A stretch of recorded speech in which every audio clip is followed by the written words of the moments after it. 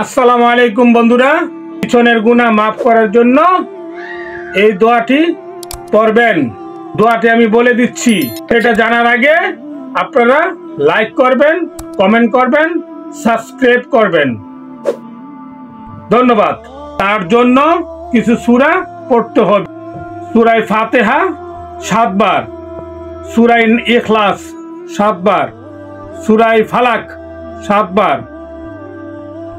শুক্রবার দিন জুমার নামাজের পর এই সূরাগুলি পড়তে হইব। ধন্যবাদ। আসসালামু আলাইকুম রহমতুল্লাহি ওয়া বারাকাতুহু।